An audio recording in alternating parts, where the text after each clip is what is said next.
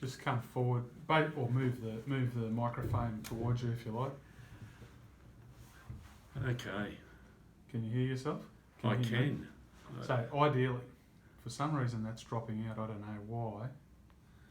Whether it's the leads or what. Can you hear me? 1, 2. Just make sure these are plugged in. Yeah, I can hear you all right. Yeah.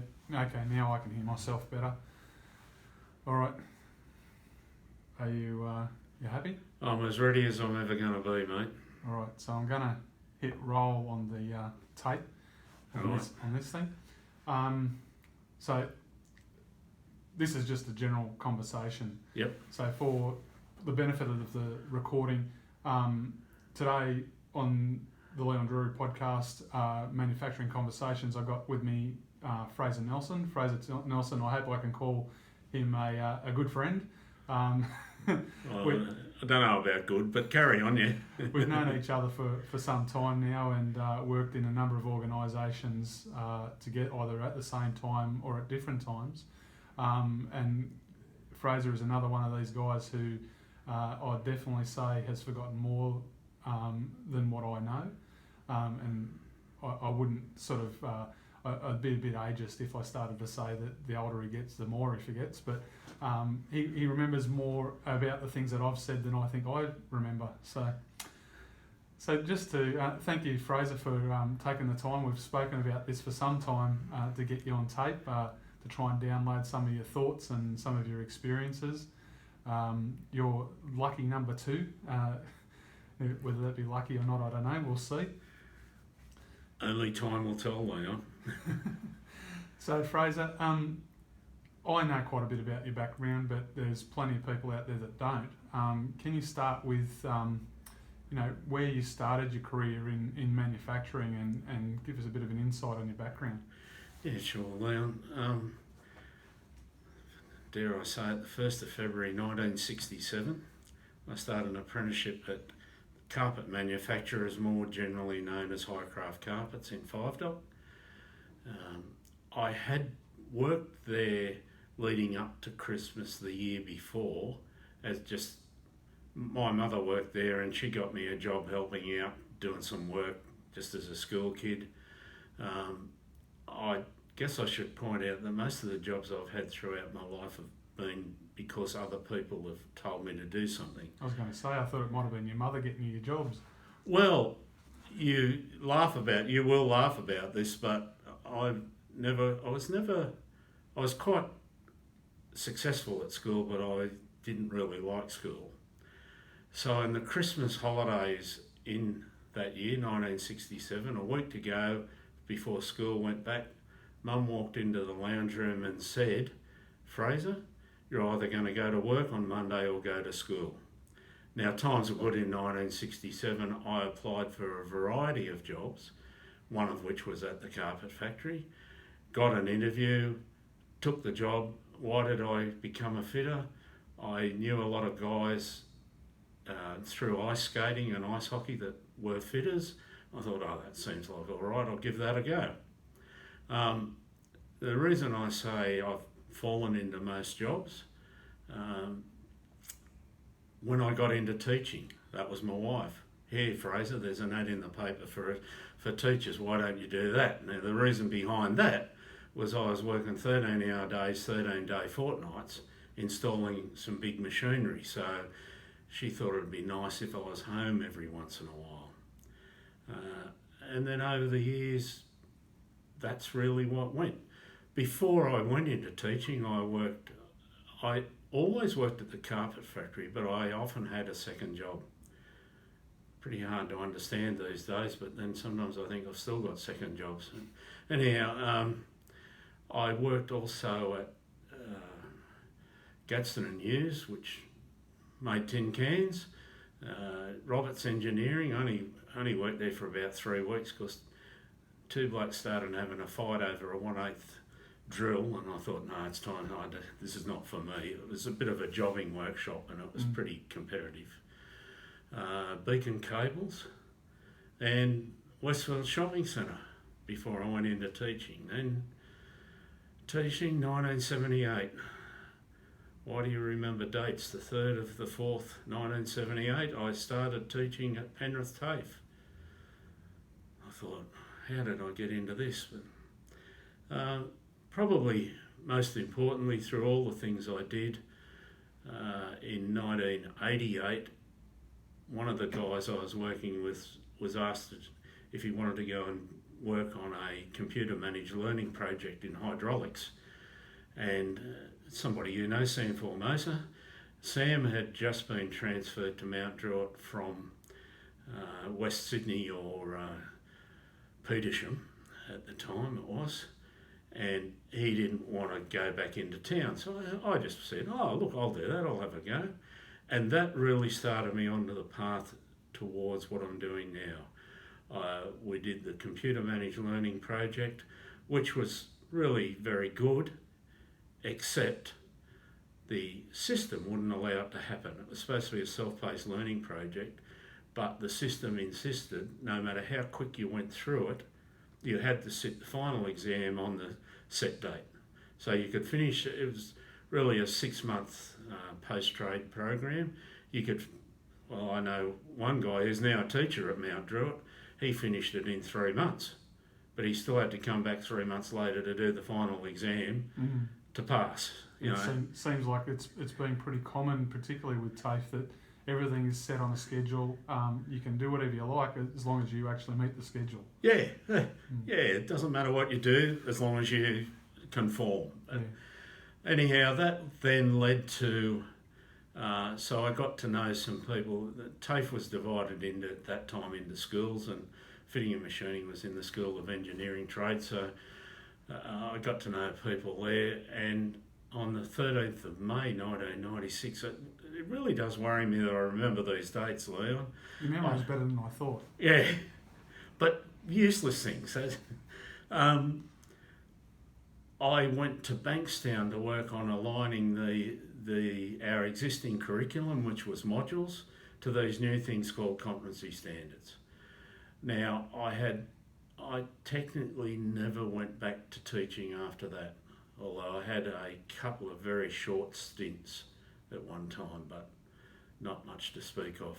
Just before we go on with that, can we just go back? We'll go all the way back. All the way back, yeah. So you said one of the things that sort of made you helped you choose your career was about friends or people that you'd socialised with. This is one thing that I've found before when I've spoken to young people about what they want to do, and even talking to my own son, in a lot of ways that you ask them what they want to do with their life and they go, I don't know. And the people who influence you, are quite interesting, I find. Obviously your friends who had jobs or had started in that industry, had there been any, drive from the school at all at the time? Or No, I went to Fort Street Boys High, and it was a selective high school, and going into a trade was not something they would ever drive you towards. I did go, at that time you could go and do a vocational guidance test, I think it was called, and I remember that after I'd done that test, the guidance officer said, what would you like to do? And I sort of rattled off people that I knew. Like I said, I used to play ice hockey, so ice hockey wasn't then and still isn't a very popular sport. So there was a big range of ages in a small group of people, and I knew people that were fitters and other things, and I just said to the vocational guidance officer, it didn't fitting and turning, as it was called back then, seems all right. Oh yeah, you can do that. Really, they gave you no guidance at all. They probably wouldn't have had much experience and understanding anyway. Most teachers would have had an academic background and not necessarily experience. Well, this was a government department. This wasn't teachers. This was a separate government. I imagine it was part of like wherever the apprenticeship director was. So I imagine it was something. So it might have been someone who had that sort of background. Yeah, it could well have been. But look, I didn't know, when I applied for those jobs, I didn't know what I wanted to do. I applied for the one at Highcraft because, dare I say it, where I lived in Burwood, Highcraft was at 5 Dock. The 409 bus, another bit of useless information, but the 409 bus still runs, I can tell you that, was a block away and pulled up out front of the carpet factory. So here I was, a young 16-year-old, I could get to work easy. At the same time, I applied for an office job. I applied for an optical technician, I'd call it now, I don't know what it was then. I applied for 5 totally different jobs because I didn't have a clue what I wanted to do. Not a clue. Yeah. Have you worked it out yet? No, I still don't know. So I guess we'll come back to the future, if you like. Yeah.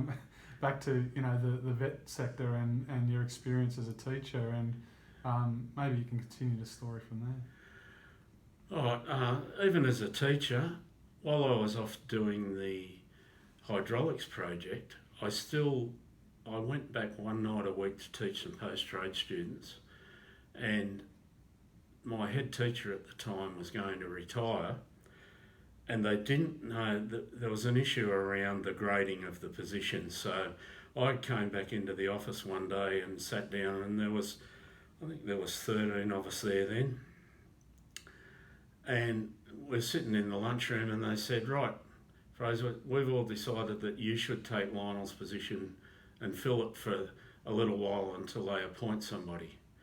So I was then temporarily appointed as the senior head teacher of fitting and machining. In the end, there was 13 of us full-time teachers, 4 part-timers and 3 support staff that I was looking after for a temporary position for 3 years. There's a few people around that reckon I'm the master of doing temporary things. Well, I used to have the joke, didn't I, that I had a full collector's set of the cards of the places that you'd been employed by. I wouldn't use the four-lettered word of work, but you've been employed by these organisations, but there's obviously good reason why they employed you. Well, I don't know. Maybe I'm a good con man. I don't know. But anyhow, I did that for 3 years, and then there was a short period where they actually did appoint a person, and it's enough to say I didn't quite get on. I didn't like the way that person managed. I don't even think he was a manager, let alone a leader. I've come across a lot of those people in my life, so anyhow, and that's when the opportunity came up to go and work on competency standards. Now, what year was that? Can you remember? What's that? When competency standards started. I first started working on them in 1996, 13th of May 1996. That was my, What was the driver behind it? Who was driving competency? Well, it was being driven by industry and probably the people I dealt with most at that time were, not that I dealt with them much, but Casey Van Berkel and Richard Jenkins. They were the opposing associations driving it, with a few other union people involved. So Casey Van Berkel at the time was working for the AMW, I believe? Yes. Or what they were previously called. No, I think it was the AMW by then. I'm not. And Richard would have been working for the the MTIA, yeah, which is the predecessor to the AI group. Yeah. But my role really was still a TAFE role. It was a national project where we were meant to align the units of competence with the then modules. Another example of where I saw some poor management in that this was farmed out around the country, and from one particular state, in their alignment, all they did was rename the module. They did no other work other than say, oh, this sort of lines up with that, we'll call it that. So that was done in-house within TAFE? That was done, within TAFE nationally. Oh, nationally. So there were TAFEs from around the country that were involved? Right. Yes. Even those that reckon they've never been involved were involved. There was people paid in each state. It was farmed out amongst the states so that You know, you couldn't say, oh, this is all the Was New there a South national Wales. coordinator of all of that? There was. Who, can you remember who that was? I've got to stop asking, can you remember? Of course you do. Her name was Rose Shum. Rose is a very lovely person. I remember Rose, yeah. Yeah. I worked directly for Rose and it was not a bad project, but there was flaws, if I can put it that way. All right, so we worked on that, but in the same unit there was another guy named Alec McFarlane who was actually doing some industrial work with a company called Maintrain, which was a branch of Ganunans, and they were doing the train maintenance on the Sydney suburban trains out at what used to be Clybourne. I don't know what they call it now. It's probably Auburn or somewhere like that. It's now UGL, isn't it? They sort of do the deep maintenance, level 3 maintenance on all the urban trains. It is UGL now, Yeah. United Ganun, but I haven't been there for a long time. So, and Alec needed somebody to bounce a lot of stuff off because he was really working with units of competence. It was a slightly different philosophy there where the Colin Edwards, the organisational development manager, I love titles, believed in people going off to get educated rather than simply learning on the job. And so there was a system there at the time where Alec ended up developing a list of modules that people could go and do, and once they did those modules, then they would go up a pay scale. Was that after the package had been? Was that in past '98? Yeah, probably around 98. So the implementation guide had been developed? Yes, we were working off the implementation guide. So for the people who don't know, the implementation, can you explain what the implementation guide was? The implementation guide was really the guidelines around implementing classification structures in the workplace so that people would get paid based on the skills that they had and used. So it was really about industrial arrangements, yeah? Yeah. So based on the units or the skills that you held, you could be reclassified to a higher wage level based on that skill. You could. And from my memory, at Maintrain, that they'd written that into their enterprise agreement. So enterprise bargaining had commenced and they'd written it into their agreement. They had written into the agreement, and it was quite clear that if you were in a particular work section, work role, you could look at the list of learning that you had to go off to TAFE to do, and once you'd achieved that, you could go to the next pay scale. It was I'm not sure the system was as good as it should have been, but it was a pretty good system. It was really quite open and fair. My memory, and look, no name's no pack drill, but my memory of that enterprise agreement, it actually went further than what the implementation guide was driving at, about holding the skill and using the skill to be paid for it. My understanding was at that time that that agreement had written into it that if you went off and did a course, that you would be paid for it. So you didn't actually have to use the skill. That's correct. Which I thought in some ways actually caused some issues for that organisation. Yeah. Yeah, but that was... Colin had the attitude that educated people were better. I think so too. And then, you know, there's some examples like Red Arc in South Australia where they've got a great strategy around attraction and retention to upskill their workforce, and they have a variety of different opportunities where people can actually go off and do some studies, whether it be for their personal needs or for the company's needs, and they will have compensation, so pay 50% or more, or total payment for them to go off and do the learning, and they've got some of the highest retention rates in the country. Yeah, I could believe that. And Maintrain was much that way. They didn't have a high turnover of staff. Anyhow, Alec needed some help. He developed I think it was Access program, where he could generate a training plan, but he needed help. He needed somebody to talk to who had some idea about competency standards. I nearly said I understood them, but I don't think I did back then. I'm not sure that I do now, but... There's plenty of people out there that tell me that they do. Yeah. So I became his sounding board, and as a result of that, along the way, I think it was about 98, there was an industrial dispute in a company. I'm not going to mention their name, but I was approached because by that time I'd been working fairly, or at least talking fairly regularly to David Tiller and John Brunskill. David was from the AI group and John was from the AMWU, and they were involved in this dispute, and the company wanted an independent person, so I became that independent person. And I did those functions for quite some time for TAFE on a commercial basis. I was fortunate enough, when I finally retired from TAFE, I was asked how many companies I'd been into, and I did the sums, and I'd been into 180 different work sites over a few years. Wow.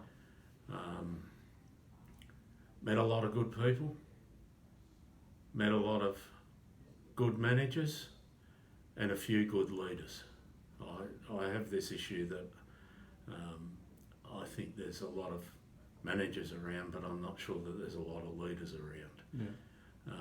I think that's a pretty common thing, yeah. So, what happened in that time? 2002, I think it was. It might have been 2001. So, it's my short-term memory that's a problem. During this process, there was discussion, and really at a quite a low level, but there was a discussion about whether or not the AI group, the AMWU and TAFE New South Wales could set up a separate business that would then become an independent business in that sense, because that was the issue when if Tiller and Brunskill went in and did a job together, then there was a balance, but if one went in without the other, then there was an issue. And it didn't matter which one. There was always one side of the argument that said, they're biased for the other side. Of course, yeah. During these talks, I was asked to go and work with an organisation called MISTAS, which was a branch of the AMWU, to see how we'd work together. I did that for a year. It worked, but I'll be honest, I was getting older, and the superannuation scheme I was in with TAFE said, you either come back to work for TAFE or we might have to drop you out of that scheme. So I went back to work for TAFE. Yeah. So it was a defined benefit fund driving sort of that employment arrangement, yeah? Yeah, that drove me.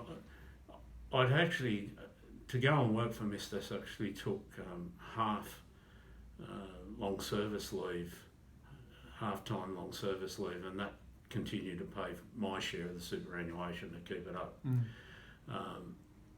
I went back, it shows some of the strange things that you do, but the unit I was seconded to within TAFE, I jokingly talk about having a seat at Mount Druitt College, a teaching seat there for 20 years, but I actually only sat in it for about 10. So I was seconded to, I think it was the curriculum unit at that time, and I went back to work for them, and that was part of the reason I was called back. They had a resource development centre that they used to run, and a restructuring TAFE meant that the person who was managing it at the time had to go back to her real position. So my boss at the time, who was a leader, is one of the leaders that I've met in my life, had contacted me and asked me to go back and manage that resource distribution centre until they could appoint a permanent person. So again, a temporary position that lasted about 3 months. That was all right. It was a different job, interesting. The sadness of that was it was it was designed around not making a profit but making enough money to continue to develop learning resources. When in one of the restructures it was handed off to one of the then Institutes of New South Wales TAFE, and all they wanted to do was make money, and they stopped developing resources, so eventually it doesn't exist anymore. Yeah, I liken this to train to. I've used some analogies in the past about, and at the moment there's a real push towards institutional only delivery, and not the exposure and experience that's required to get someone up to a level of skill and capability, and even within industry about, being able to pivot. And we've seen this during the pandemic, where companies have had to shift their focus, and the ones that have been fit for the fight have been able to make that change. And I found, some organisations that have this view about, we're only going to sell widgets to people who want to buy widgets, instead of saying that we're going to keep our business fit to fight, if you like. And I think that's what you're sort of describing there, is where it was a not-for-profit model that was focused on keeping the skills and capability up of teachers and the unit, rather than just about turning a dollar. Yeah, the development was learning and teaching resources. So at that time, we were still talking modules, although the modules by this time had been aligned to units of competence in a fashion. And the idea was this was one of my second jobs at one point. I was getting paid as a contractor, I'd call it, to write resources, learning resources for particular modules. And you had to write a learning resource for the student and a teaching and assessment resource for the teachers. And I always laugh about that, because there's one particular thing where I put a question into the assessment resource, and about 6 months later I was in a college, and this guy knew that I had written it. You didn't get any credit for it, but you got paid for it. That's good enough credit for me. But he knew I'd written it, and he said, "What's the answer to this question? Because I can't work it out." And I had no idea. I couldn't work it out either. I know at the time it was a very important question, and I knew the answer when I wrote the question. 6 months later, short-term memory. See? All right, so what happened then? So I'm still working for this unit in various roles. I find it interesting now that recently Ipsum Manufacturing had gone through a process of trying to develop an electronic system to record workplace skills and application of skills in the workplace. Well, back in the early 2000s, that was one of my jobs working for this unit, was to manage the electronic system that we had. So that was, working for IBSA was one of the last manufacturing related roles you've had, yeah? Yes. Yeah, okay.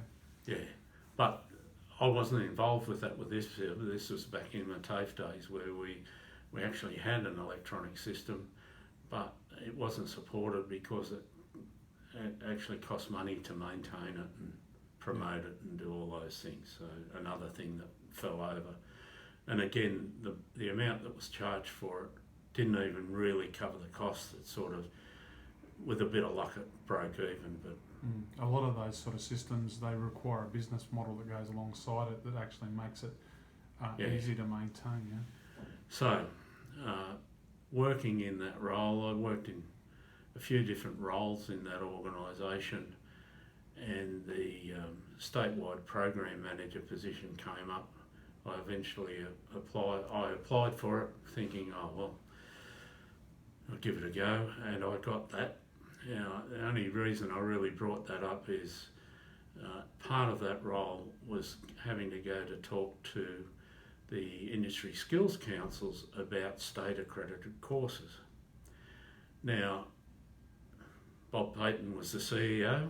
I went to see Bob. I'd known Bob for a long time, because Bob was actually a head teacher of automotive at Mount Druitt when I was the head teacher of fitting and machining at Mount Druitt. So we had a pleasant conversation about a drafting course that was only run in New South Wales, but was quite successfully run in New South Wales. But it wasn't really industry based in that sense. It was a pure academic thing. But the colleges that ran it, there was about 5 of them, I think, off the top of my head. They got full classes every year, so people saw some value in it. Anyhow, I tried to get Bob's support to continue running this state accredited course and didn't win. I lost. But as I'm walking out the door, he looked up and he said, "How'd you like to come and work for MSA?" I thought, oh yeah, something different. This is what I'm saying about all the things I've done have really been someone else's idea. Yeah, I can do that, Bob, but I can't leave the superannuation scheme. I'm getting closer to the end and I'm not going to leave. Oh, we'll talk about secondment then, and who should I talk to? And we discussed who that person should be. It wasn't my immediate manager at the time, it was my manager's manager. And I think that was probably on a Thursday, and on Monday I went back into my place of employment at Meadowbank TAFE, and my manager came out and said, "I hear you're leaving us, you're going to start with MSA." I thought, oh, gee whiz, I was going to come and talk to you about that, but I haven't had the chance. Obviously, it happened very quickly. News travels fast. Yeah. But it obviously is on the basis of you saying yes to these opportunities that have actually led to more opportunities, yeah? Yeah. All the way through, I don't think I've ever really said no to something that I saw as... I've never said no to something I saw as that's a bit different. I often look back and I've got some really good friends in TAFE that taught all their lives, and some of them were just bored to death because they never had a go at anything else. I remember, must have been when I was working at Castle Hill, I took a bloke who'd been teaching 5 years longer than me, and I got him in to work on a little project, and we had to go around the state and show it to some teachers around the state to see whether or not they would pick it up. And it was the first time he'd ever gone to a college outside of the Sydney metropolitan area. And he'd been in TAFE by that time, I think, for about 30 years. I worked with another guy at Mount Drury who, you have to understand the structure at Mount Drury. The fitting machining took up the first floor in the building, and welding was on the ground floor. And this guy worked there for probably 20 years. He didn't know the name of one teacher in welding. Unbelievable. People get stuck in their little... It's funny, you know. But he was a good teacher. I'm not picking on him for that. When I was first employed by MSA, and you and I did a little bit of a road trip around the state to go and meet all the TAFE people, and you know, you're another one of these people who I know that almost anywhere I go, particularly in the vet sector, and if it's to do with engineering, people will know your name, and whether they've met you personally or they've heard of you, that they've been having interactions with you, and 90% of the times they're always good ones. Yeah. Even when you're delivering bad news, people seem to be quite comfortable in taking the bad news. Yeah, I think in general, I generally try to tell the truth as much as I can. There's times when you can't tell the whole truth, but and most people accept that. But again, I'll go back to Peter Wright, who I said called a leader. At that time I was doing some of this industrial work, and I use as an example, I had to go out to a railway workshop in Dubbo, of all places. So I'm off heading out to but you know, I live out of Penrith there. I didn't just get in the car and drive to Dubbo. I would head off in the morning or even the day before, and on the way up there I'd drop into Lithgow and Bathurst and Orange. And the guy at Lithgow he was really critical because he reckoned I always turned up at 7:45. Classes started at 8 o'clock, and I always turned up at 7:45, and I did, because I'd have a cup of tea with him. I wasn't there for any reason other than to have a cup of tea with Jeff. But no cake. Oh no, often took cake. Now, you have to understand, and those that are listening might understand this, if you go to, at that time, if you went to Coles on a Sunday night at about 7 or 8 o'clock at night, all the old stale cakes are on special. So I'd go and buy a nice cake for $1. Well, it was nice when it was fresh, but it was almost either out of date or it was slightly out of date. And I would front up, I did this around the state, I would front up with a stale cake and they'd all laugh about it, but they'd all eat it and give me a cup of tea. That's another thing I learnt about. People often look at me now when I just have black coffee or black tea. Well, the milk was usually off, or there wasn't any. There wasn't any milk, or it was off, and the lumps in the sugar are a bit sus, so you're better off just having it black. At least it's wet. Well, that goes back to your tradie roots, though, doesn't it? Really, back in the workshop when you didn't trust what was laying around in the sink in the lunchroom. No, really. The other thing I found about TAFE too is often you don't get a cup of tea. I'd have to ask for a cup of tea because the teaching sections are not set up to deal with visitors, as silly as that sounds. Although the one that really taught me a lot, I went up to Grafton. I don't remember his name, but I went up to Grafton. It was pretty late at night. He was just about to start not late at night, 5:30. And I said, come on, you give me a cup of tea. And the only thing he had was blueberry tea. Now, I've got to tell you, Leon, I don't think I'll ever have blueberry tea again. It's, you know me, it's just not tea as far as I'm concerned. You've never been quite good on those bespoke things, I remember on our travels, when you'd love the rissoles or you'd love the basic things in life. Well, because they're still good,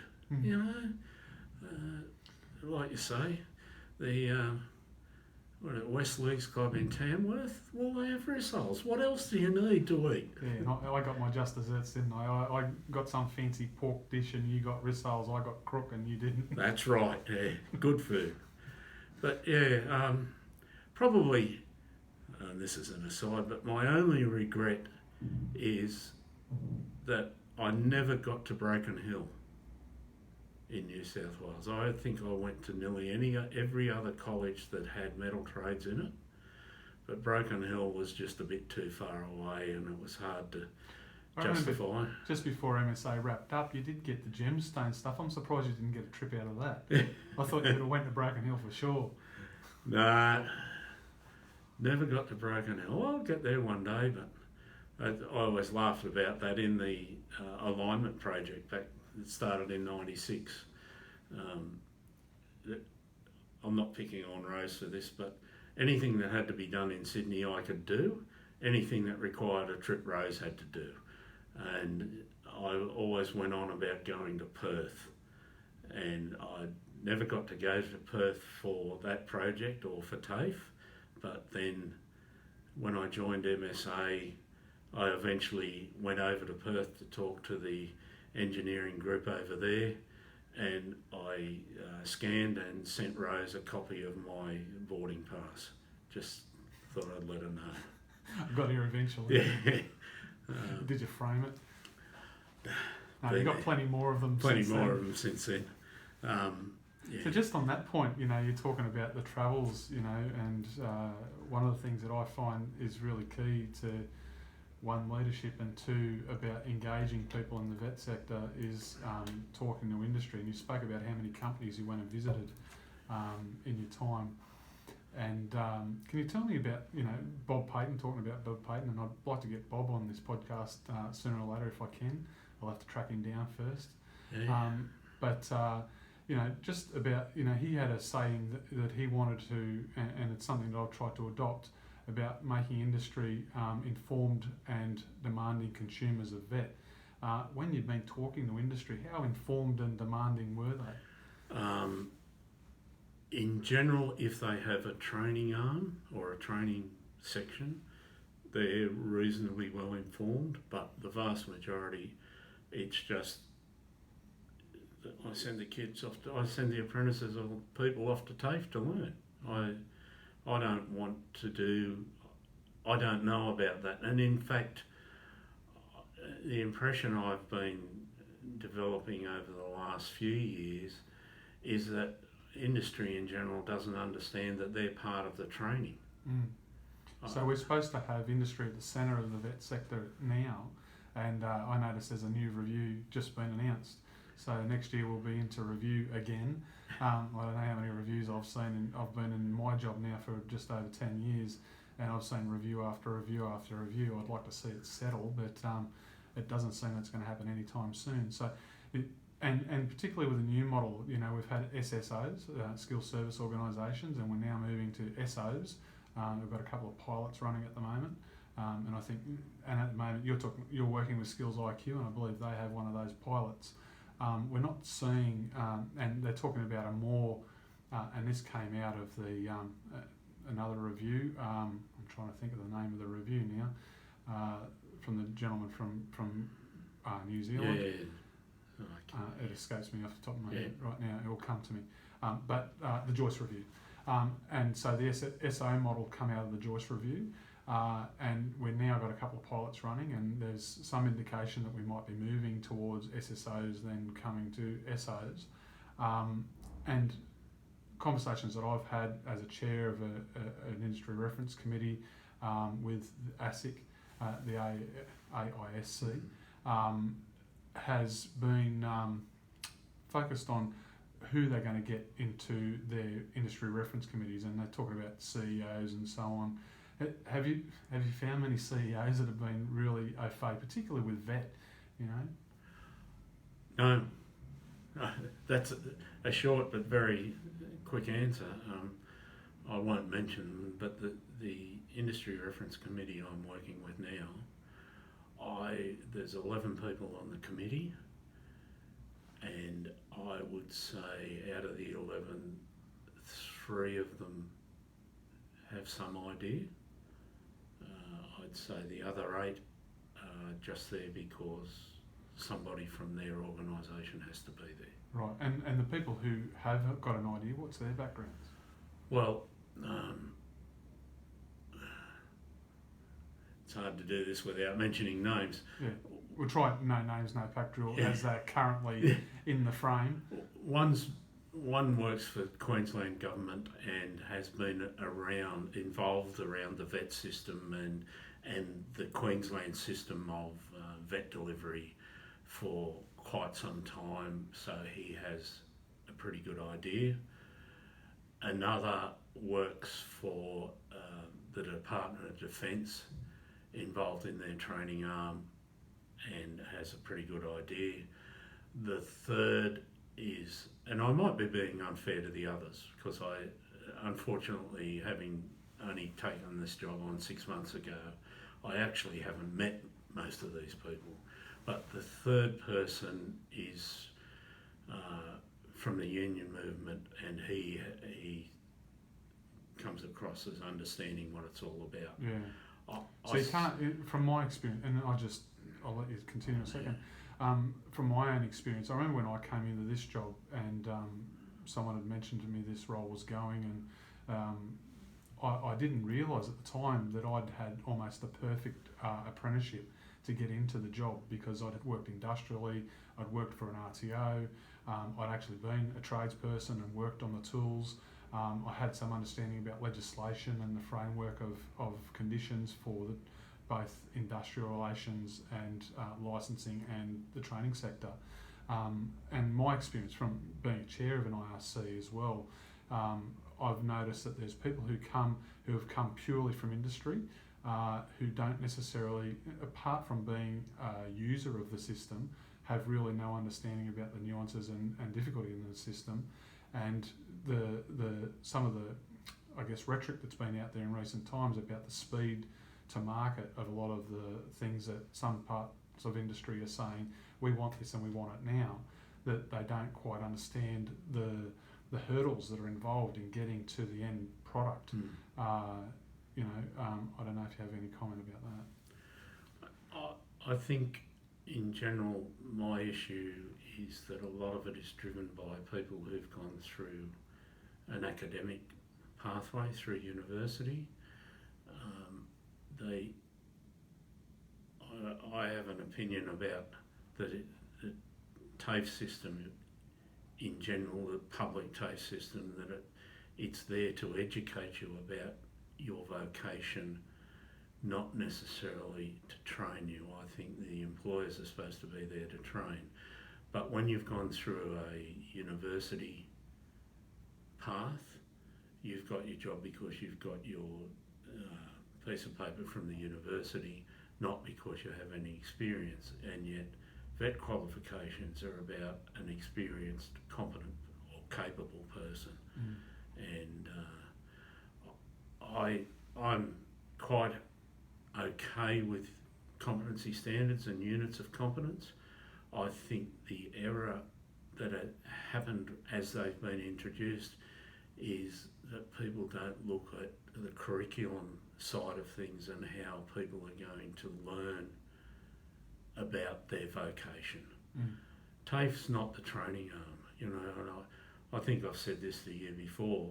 Go back to my early days, if they got a new person in who'd never operated a weaving machine in a carpet factory, the factory taught them how to operate the weaving machine. There's no way a TAFE system can deal with all the possible scenarios, but they can give you a good education around your vocation.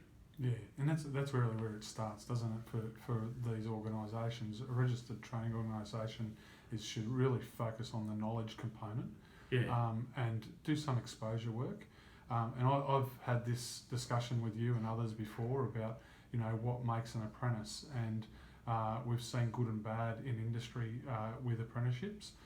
Both of us have sat on the Vocational Training Tribunal in New South Wales when it was in existence, where we would deal with disputes around competency and completion and so on, and some abuse for apprentices in times.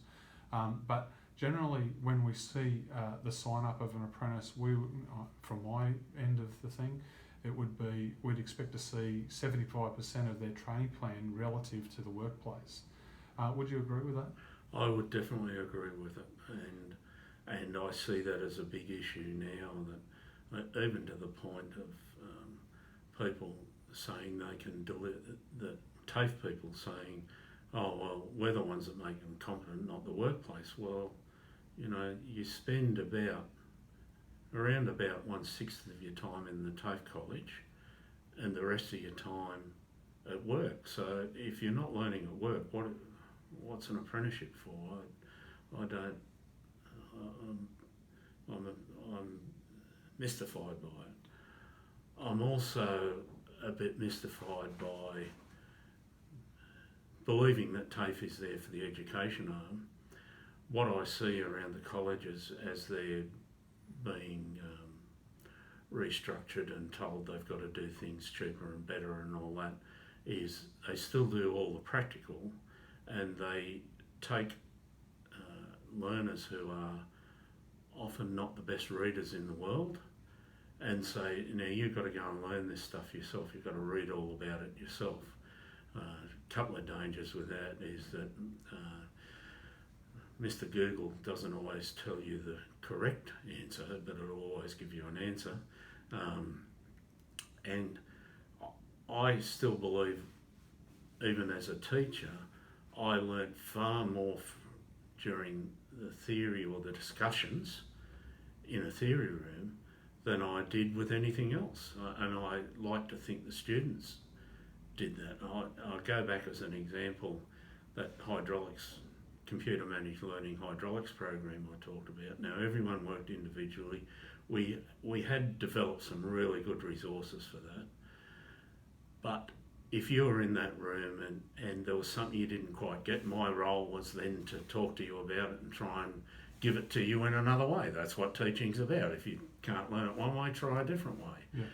And what I noticed, it didn't matter how advanced the other students were compared to what I was talking about. As soon as I started talking to somebody and maybe writing a few things up on a board, the whole room stopped. They were all paying attention. So even the guys that had already passed that particular section stopped to listen, because you'll learn from that interaction. Yeah, they get engaged. Yeah. So yeah, and a lot of I guess one of the things that have come out of the recent pandemic has been trying to move things online and trying to take away, I guess, the responsibility to make sure employers can give that experience and so on. So there's been a number of scenarios like that in the last sort of 12 months. There's sort of a real responsibility. And I was going through an analogy in my mind the other day about a boxer. You know, nobody in their right mind would put a boxer in the ring, pull on a pair of gloves and go and fight Mike Tyson without any training and experience. You know, you require a coach, a mentor, someone who can actually explain to you the technicalities of getting into one of these sort of scenarios. The fighting scenario is not probably the best one, but you know, another one is maybe you can't teach someone how to swim without putting them in the water. If you don't realise that you can't breathe underwater, you're in trouble. Yeah. You know, and we've seen some proliferation with some areas, you know, particularly in the metal trades, where we're seeing simulation. You know, virtual reality type welding and so on. I think, you know, you and I had visited a place just across the border in Victoria with the Defence Force where they were using virtual reality welders, and there was some benefit to it to sort of get people familiar with it, but the reality is, unless you can realise that there's going to be fumes and sparks and all these sorts of things, it's very hard to develop competency, isn't it? Yeah, I think those simulated welders are excellent to develop the techniques and skills and all that, but they don't teach you to weld. They give you those techniques by all means, but you know, back in the days when I did work, I was a reasonable welder. I could weld things and they would stay together. That's saying something for a fitter. Yeah, that's saying something for a fitter, but that was just the type of work we did. So, and I was reasonable at it, but only because I did it regularly. Yeah, welding particularly is a black art, isn't it? It's one of those skills that, you know, and I quite often talk to people about people who are credentialed in whatever the standard is. You know, any construction site or whatever you go onto, for as long as I can remember, the first thing that an employer would say to you, here's a test piece, run a bead, these sort of different welds, and we'll send it away and get it tested, and then we might look at your credentials. Aside from that, they really don't care. I think in a lot of cases, like the welding tickets or welding certificates or whatever we call them these days, if you have one, it might get you through the door. But like you say, the very first thing the boss does, or the person in charge does, is says, right, there's 2 bits of the stuff that we'll weld and go and weld it. Yeah, and most employers, it doesn't matter what the job is, whether it be welding, anything. Yeah. One of the key questions that are in many interviews are, what can you do? What's your experience? Yes. And if all your experience is, I've done this not in a workplace, and you know, I understand the theory of it, and in many cases they probably don't understand the theory because the craft is backed up by the experience, and that's the way I feel about it. I don't know about you, but you know, many of the people who I've worked with in industry have said that someone who comes with a bit of paper isn't worth their while unless they actually can demonstrate what they can do. That's right. It's you and I talked about this before we started here. There's a number of institutions in Australia that are delivering what they're calling trade qualifications overseas to students, and so theoretically a student fronts up, or a successful student in their terms, fronts up for immigration, and they produce their Certificate 3 in Engineering - Mechanical Trade, and it's worth a certain number of points on their application, and so perhaps it helps them migrate to Australia, and that all sounds fine. I'm not knocking that person, but the first thing any sensible employer will say, well, what is your experience? And all they've done is a 1-year full-time course in an institution, and they've been signed off and given this, what we like to think is a national trade qualification, but then they're not necessarily tradespeople, and they should never have been given that qualification, in my view. Yes. So going back to an apprenticeship and a trade, and our vision, and quite often when I go and talk to industry holds TAFE in high regard. Many of them did their apprenticeships while they were with TAFE. These days there's a lot of private RTOs out there doing this sort of stuff too. And look, there's been, I guess, a major shift in the last 20 years away from TAFE being the only provider in the market to a multitude, and that's created all sorts of issues based on funding and so on, but we won't go into that today. But, you know, just looking at, you know, when someone does their apprenticeship and whether they are an apprentice or not, what's your views on someone who gets into, and we've talked about, you know, I remember you had papers of someone who did apprenticeship by correspondence, I think in the 1950s or something at one stage. So that was sort of all on the job learning, and there's been some trend towards that in recent times, and there's different reasons why people do that, whether it be access to an RTO on site or whether it be like going to the institution, or whether it, you know, they can access it via other means and the employer wants them to be on the job to get productive time out of them. But you know, you've got someone who is purporting to be an apprentice, and we've agreed already that, you know, 75% of the training plan should reflect the work that is being done by the company. After you finish your apprenticeship, what's your perception? What's the general expectations that some apprentices end up being once they become tradespeople? Because in other countries, there's something that they call master tradesmen, for instance, where, you know, after 10 years you can go and sit a panel and they'll give you another certification about mastery. You know, in Australia, what's been your experience? Most people, it appears to me, once they complete their apprenticeship, they seem to specialise in part of their trade. They don't really, I don't think the vast majority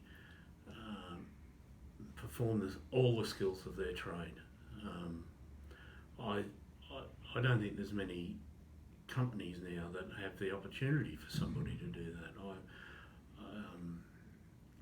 I always think back to people that either worked in the railways when the big railway workshops were on, or steelworks or big engineering places like that. Yes, they would get an excellent apprenticeship. There's no doubt about that. But the reality was, I'll pick on Port Kembla Steelworks. If you worked there, and back when I was an apprentice, if you worked there, you got a very, very good apprenticeship. If they kept you on, they offered you a particular job. You know, there was people basically that had their names on a lathe, so they might have been a fitter and turner by trade and quite capable, but the reality was, while ever that place was there, they were a turner. Yeah, so you demonstrate a skill or a capability that might be beyond some of your colleagues, automatically you end up getting sent into that job. Yeah. So I even remember, still working on the tools in the carpet factory, there were very few of us that did any machining.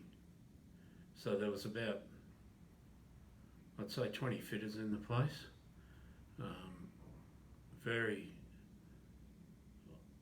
I was a machinist. I'd say out of the 20 there was maybe, it's not that they couldn't machine, but when the machining jobs came up, there was about 4 of us and that was it. Yeah, I think some people have a natural affinity to something like that. Yeah. You know, someone who's interested in, you know, we talked about double helix threads and all those sorts of things in the past. Some people have got a real capability or a mathematical brain to be able to cope with that, and there's others who are more interested in other type of